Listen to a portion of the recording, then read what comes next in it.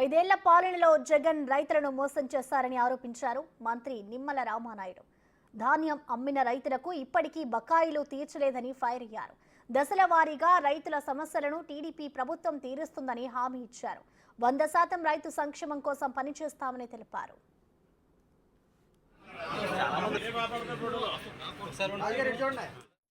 ఆంధ్రప్రదేశ్ రాష్ట్రంలో జగన్ పాలనలో వ్యవసాయం తిరోగమనం రివర్స్లో ఉన్నటువంటి పరిస్థితి. సాక్షాత్తు ఆంధ్రప్రదేశ్ ఒక ధాన్యాగారం, ఒక అన్నపూర్ణ అన్నటువంటి రాష్ట్రంలో, అందులో కూడా పర్టికులర్గా గోదావరి జిల్లాల్లో కూడా క్రాప్ హాలిడేలు తీసుకునేటువంటి దుస్థితి ఇవాళ రైతాంగానికి వచ్చింది అని అంటే ఇప్పుడే చెప్తూ ఉన్నారు రైతు నాయకులు.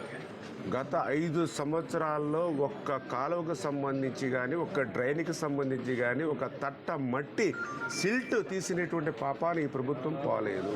వాస్తవంగా ప్రతి సంవత్సరం కూడా మే నెలలో అవన్నీ కూడా జాగ్రత్తలు తీసుకోవాల్సినటువంటి ప్రభుత్వం గత 5 సంవత్సరాలుగా కూడా మరి అటువంటి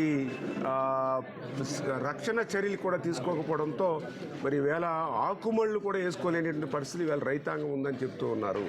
అదేవిధంగా ఈవేళ ఏదైతే లాకులకు సంబంధించి మరి మరామతులు లేవు, కనీసం లాకులకి గ్రీజు కూడా పెట్టలేనటువంటి స్థితిలోనూ ఈవేళ ఆ చిన్నపాటి వర్షం వస్తే మరి వేలాది ఎకరాలు ముంపుకు గురవుతున్నటువంటి దుస్థితి అని చెప్తూ ఉన్నారు. ఏదైతే ఈ రైతులు ఎదుర్కొంటున్నటువంటి సమస్యలు ఏవైతే ఉన్నాయో ఆల్రెడీ ఇప్పుడు సీజన్ స్టార్ట్ అయిపోయింది అని చేత దీన్ని ఇప్పుడే ప్లాన్డ్గా 1 by 1 రివ్యూస్ పెట్టుకుని శాఖాపరంగా కూడా అన్ని జిల్లాల యొక్క సబ్జెక్ట్ని కూడా తీసుకుని 1 by 1 ఒక్కొక్కటి కూడా క్లియర్ చేసుకుని కనీసం నెక్స్ట్ సీజన్ నుంచి అయినా సిల్ట్ తీసి ఇవన్నీ కూడా కాలువలు కానీ అదేవిధంగా డ్రైన్స్ కానీ ఇవన్నీ ప్రక్షాళన చేయవలసిన అవసరం ఉంది. 100% ఒక రైతు సంక్షేమ ప్రభుత్వంగా మనందరం కూడా కలిసి పనిచేద్దామని చెప్పి అందరికీ తెలియదు.